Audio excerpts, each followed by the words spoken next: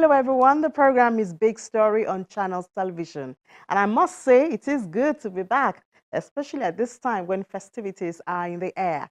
I trust that Mary Alale Yusuf kept you up to date on every big story while I was on vacation. One of the places which is most visited at this time, that's the festive period, is the market. While markets could be physical or virtual, this episode of Big Story is looking at the physical market.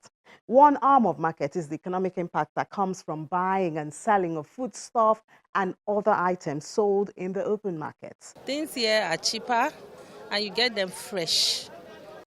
On the other hand is the issue of waste management and hygiene of consumables which end up in the kitchen and plates of individuals. Every market should have recognized PSP. They should have skips well located, and they should also have sorting containers. So let's go to the markets on this episode of Big Story. You're welcome.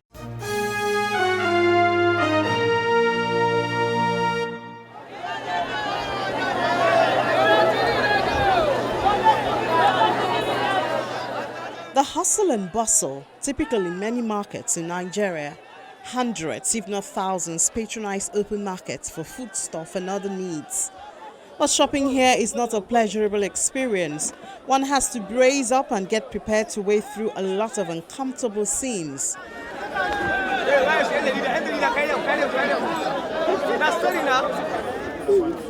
Whether in Onitsha Market in Anambra State, Zaki Biambia Market in Benue, the picture is pretty much the same. But the hurdles have not deterred many from patronizing traders here. Things here are cheaper and you get them fresh. That is why I prefer coming here to shop. A lot of variety. You have choices. You can make choices. You have a lot of them. Onions I've been trying to buy.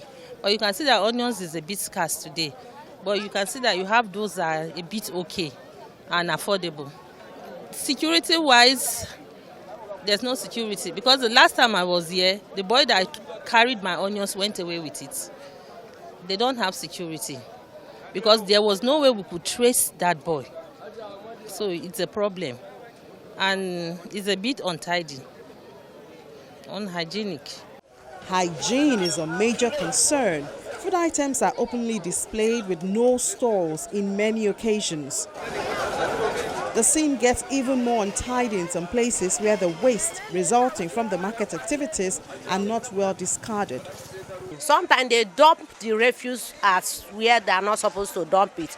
They have a permanent site where refuse to be done. After trading, they should gather the refuse and dump it where those people packing it can easily have access to the place and keep it thoroughly clean. To me, it's not all that clean. But those people cleaning it are actually trying, but it's just that their effort is not enough. So after cleaning it, before you know what is happening, the rubbish will heap up again.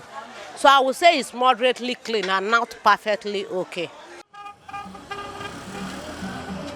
In November 2019, the Lagos State Waste Management Authority, LOMA, halted business activities in Oyigbo Market over diverse environmental contravention, which included indiscriminate refuse dumping and refusal to patronize private sector participation operators.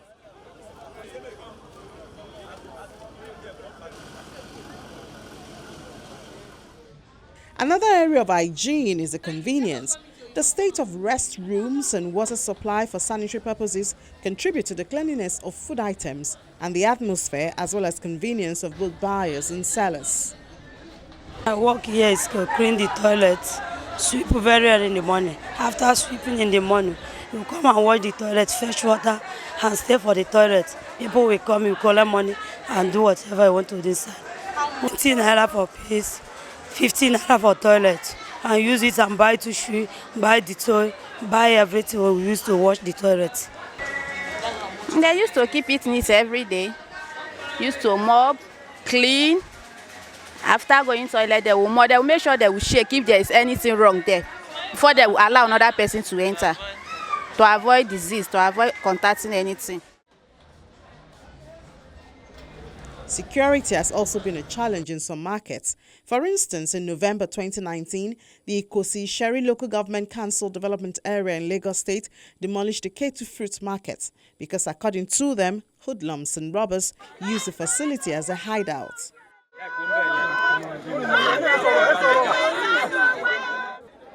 The local government is the regulator of markets in Nigeria, while most of the markets are owned by private sector, many of whom are actively participating in the daily running and economic activities. Modular market is under for Bauchi local government. Now we have a 35 years in modular market, but all revenue is under the local government. Local government is the one who collected the revenue from us. Omu Palace, the woman that has the market in this old Delta state. So we are the representative in the market. So every 4 days, today is 4 days, that is Nkwo Day. While in next 4 days is Obolia market. After then we have Abraka market. So this woman is in charge of all these markets in Delta state. Because the name of Omu is to make sure that the market has peace, unity. When he sees that the market is going wrong, he will come to decorate it the way it's supposed to be. So his contribution in the market is so much. That's why you came now and you see that everywhere is peace.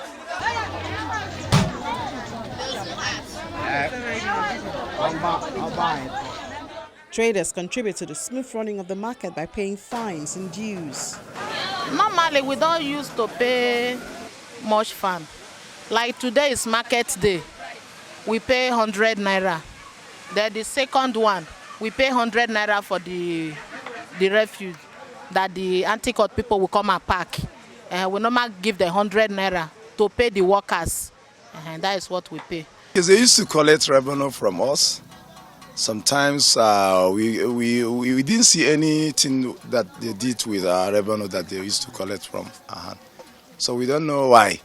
That is the reason why that I want you to, as a journalist, to call the attention of government, because it used to collect our revenue, but we didn't see what our revenue is, where they kept it. So we want to use the revenue in terms of rehabilitate the market, and then even if they can give us loan with that money, we need it, because if you see how people in this market, we lack capital that we run our business. In Lagos, the commercial capital of the country, markets are known for various items, a development that has metamorphosed over the years, determined by need and availability of resources. One of the specialized markets is Daleko. When national supply was established, there is a lot of rice. It's not far from us. The rice are coming there, the rice from the port are coming to the national supply. Then we are along the road. By the time we started causing traffic and, when trailers are loading and market women are there, we started making our shops along the market. It was then the Lagos State came up with Daleko Market so that we'll be able to display our rice inside the market. So till today, Daleko is still, when you talk of rice, if you don't talk of Daleko Market, you can't talk of any other rice market. We're still the one leading the rice market. It's not that they're even trying to discourage. They have totally banned. Even the little ones that are coming from Cotonou, they have stopped it. If you look at it, about 2 days ago, customs went to Sabo and raided the place, even in the night. So that's why in Daleko, you see that there's not much we're doing because we are law abiding. Nobody wants to go into rice, smuggling of rice. That's why you see the Daleko so empty, because that's the only thing we're doing in this market, selling of rice. Now that they have stopped rice, and even this, and we being a law-abiding citizen in this market, we refuse to allow Cotonou rice to enter our market. You can see that we have Nigerian rice in my shop now, and that's what is happening to everybody. But our people, the Lagos people, Lagosians, they are not ready to accept the Nigerian rice. Another major market in Lagos is Mile 12 International Market, a place for perishable food items, mostly brought in from the northern parts of the country. For over 40 years now, residents from far and near depend on this market for tomatoes, vegetables and onions.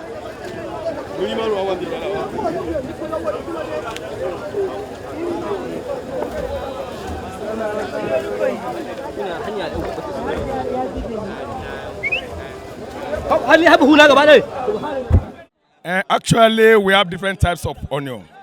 Some we brought it from Jega, some from Sokoto, and the other one from Kaduna. We do call that one Saria. And there's another one, we call it Agadas, come from Niger. So we have different types of onion. So as we have different types of onion, we have different types of the bag, we have different types of the price. The price is not negotiable. It varies, it's not fixed. So it depends on the product that we brought to Mile 12. For example, look at this one now. This one is a dry one. This one is directly from Sokoto. And this one it can be preservable for a long time. You can buy it and keep it at home for any time you wanted to use it. Look at this one now. This one is from Sokoto, but we call it Egbetitu. Yoruba do call it Egbetitu. But we know it's fresh onion. But this one, when you preserve this one, it can turn to this one. But there's another one, that pure purple. You cannot preserve it. There's no way you can preserve it because it's nature. It will be melting. Why is it that during Christmas and New Year period, the prices normally go up? And that's how people used to think. But we that we are selling market, we know that the price is not going up. For example, in the month of October, we do sell the bag of 38, 39. Even November, we sell 40,000 naira. But now we look at the environment, how things look like. We reduce the price. Upon that, there's nobody that patronizing us. So we don't know what people have been saying. They are talking about the situation of Nigeria economy. That is why all of them, they are trying to keep their money not to buy a lot of things. Even we are still expecting them since last week. If it is before, we could have sold a lot of things. But now, nothing, nobody. So many people will like to add a sort of money to their own because they know it is the Christmas time and New Year. The thing you are selling for 4 naira, they will like to sell it for 6 naira so that they can gain because they know it's a festive mood. Although it seems unrelated, the strict regulation at the borders in the country has affected activities here. Particularly now that our season is coming, we have a lot of perishable items from the north. Tomato, onions, they'll be coming now much better than earlier. The people from Cotonou Republic, they come to Mile 12 on daily basis to buy sometimes 10 trucks of tomato, onions, chili, and so many things in the market. Potato, they buy. But now that the market, the border is closed, I doubt if there will be we'll be seeing them now in the market because even though it's not in the list of what federal government listed out as what do you call them, exhibit or what have you, you know, but they will be doubting to come to the market and buy because if they stay in a road for like an hour or two, it's going to cause them a damage because those are perishable, particularly tomato. If a customer man delay tomato for 3 hours or 4 hours, it means automatically they're going to short, they're going to lose a lot of money. So that's why they're not coming to the market. But we are talking to the government because we've written letter to the customs, we've written letter to the assemblies, we wrote letter to even the federal government, the president himself, as regard how they can allow these people to come and buy, you know, the perishable items we have in the market, at least to avoid shortage and then harvest loss. You know, when it is off-season, we have tomato from Udoba, we have the one from Abeokuta, we have from Oyo like that. It's not enough to feed the axis of Lagos. So people from Cotonou Republic, they brought their own. They used to bring their own tomatoes to the market, and that's assisting us tremendously. So you don't lack any perishable items. So when it is off-season to them, it's on-season for us. So they also come here and take it to Benin Republic, across even Ghana, sometimes Togo, they will supply them. Mile 12 Market has gone through many phases and recorded a lot of stories, from issues concerning waste management, tribal clash among residents in the area, to traffic management on the roads around the market. Everybody loves Mile 12 Market, everybody loves it. The traders, the government love it. But I think we have this issue of just let government come and help us. But when I came in, I realized that government are not interested in helping Mile 12 Market. All they are interested in is relocating Mile 12 Market to another place, to uncertainty. And I said, look, we can do it ourselves. What is disturbing government is the traffic conjunction in the market. Road trading, people sell outside, yes, and a lot of dirtiness in the market. So when I came in, I said we can also do this, and we have a good executive that voted, that they came with me together as my executive. We have some meetings with everybody, the stakeholders in the community, the stakeholders in the market, and said, look, let us do something that government will be impressed with us. Not only government, even the passerby, the people who are coming, who are patronizing us, will appreciate us.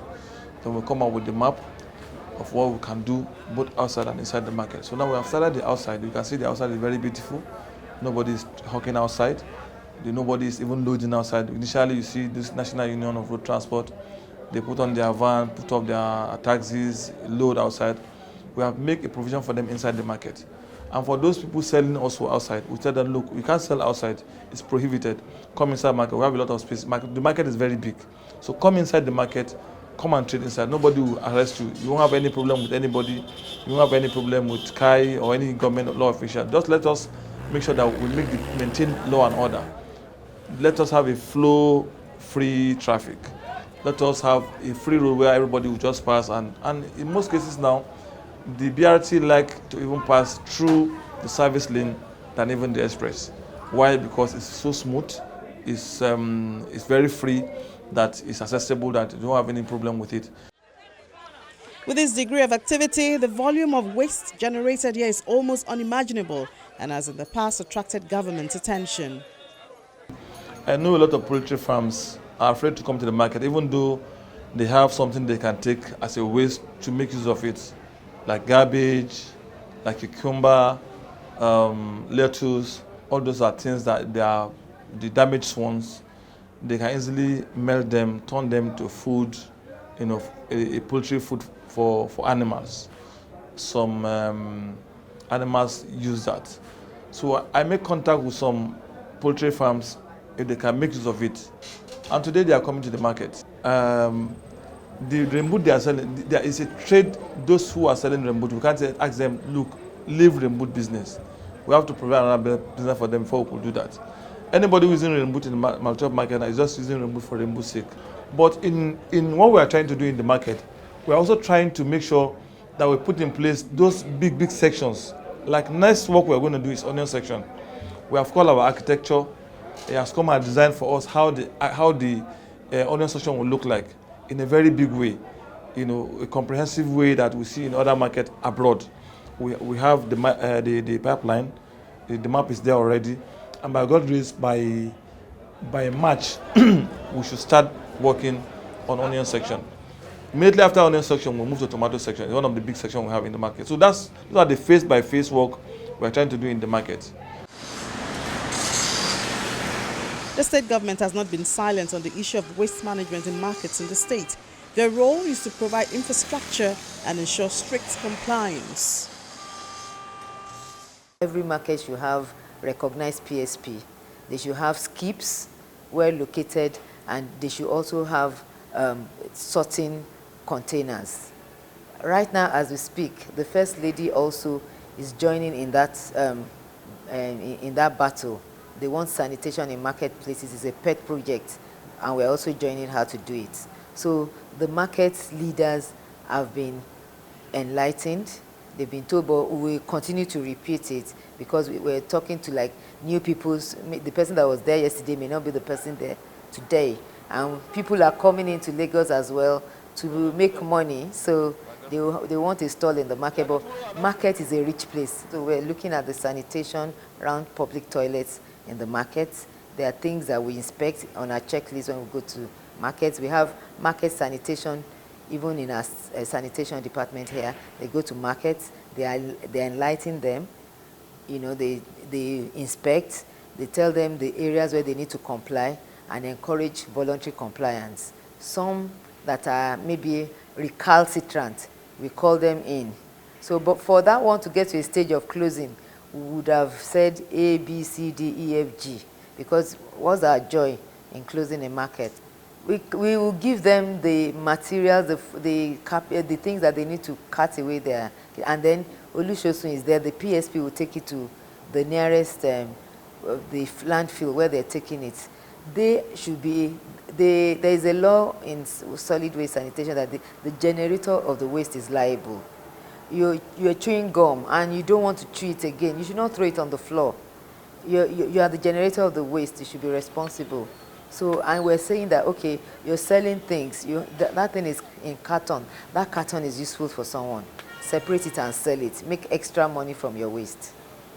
You know, the infrastructure that we are putting in place is like, okay, let's take your organic waste and take it to the compost factory. That when you have birds, like this season where people will be killing a lot of chicken, you know, those who are rearing it, they are having problems disposing the waste.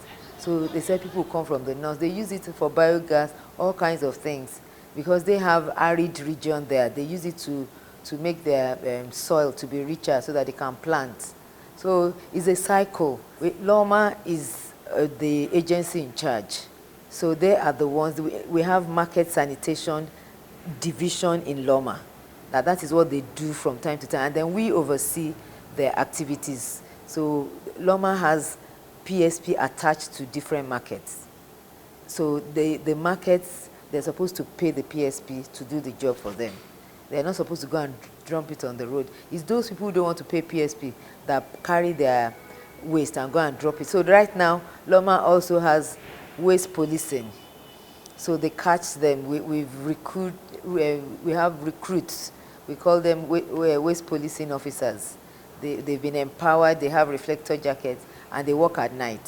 So during the day, LAJEX works. So if you drop your waste, they catch you, you know, you pay fine, you do community work. The government has also attempted to intervene in market development in Lagos State by building impressive edifices for traders, but most of them have remained unoccupied, with a major reason bordering on the cost of stalls.